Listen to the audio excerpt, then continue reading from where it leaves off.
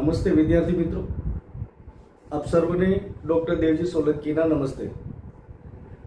અર્વાચીન ગુજરાતી સાહિત્યના ઇતિહાસમાં આપણે ગુજરાતી ભાષાના ગૌણ સર્જકોનો અભ્યાસ કરી રહ્યા છીએ. આજે આ ગૌણ સર્જકોનો 9 જેટલા ગૌણ સર્જકો જે છે કે એમનો સામાન્ય આપણે પરિચય મેળવવાનો છે અને એમનું જે કંઈ સાહિત્ય સર્જન છે તો એમનો પણ પરિચય આપવાનો છે. અર્વાચીન ગુજરાતી સાહિત્યની અંદર વિવિધ યુગ વિભાજનની અંદર આ ઇતિહાસને વિભાજિત કરવામાં આવ્યો છે. એમાં આપણે પંડિત યુગની વાત કરી રહ્યા છીએ અને આજે આ પંડિત યુગ જે છે એ આ 9 સર્જકોનો આપણે પરિચય મેળવીને અહીંયા આપણે પંડિત યુગ પૂર્ણ કરીશું.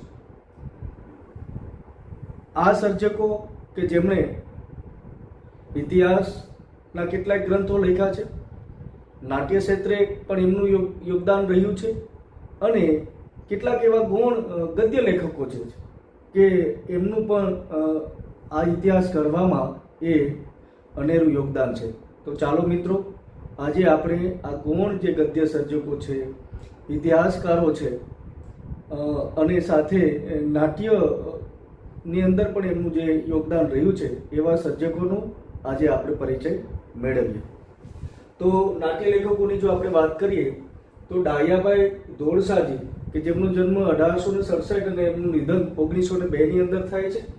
ડાયાભાઈ ધોળસાજી કે જેઓ આપને વીર વિક્રમાદિત્ય, અશ્રુમતી, ઉમાદેવડી, વીણાવેલી અને મોહિની ચંદ્ર નામના એ નાટકો આપે છે.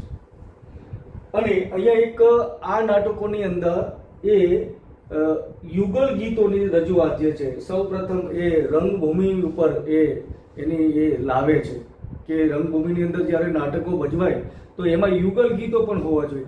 એટલે નવી જે શરૂઆત જે છે એ ડાયાભાઈ ધોળસાજી કરે છે. તો એમના આ નાટકો છે ખૂબ જ પ્રખ્યાત છે. વીણાવેલી નામનું જે નાટક જે છે એ પણ એ સમયમાં ખૂબ જ એ સુખ્યાત હતું. ત્યારબાદ બીજા એક નાટ્ય લેખક છે વાઘજી આસારામ ઓઝા. આ વાઘજી આસારામ ઓઝા જે છે એમનો જન્મ 1850 ની અંદર થાય છે અને નિધન એનું 1896 થાય છે. ધાર્મિક, પૌરાણિક અને ઐતિહાસિક વિષયો લઈને એમણે કુલ 25 નાટકો લખ્યા છે કે જેમાં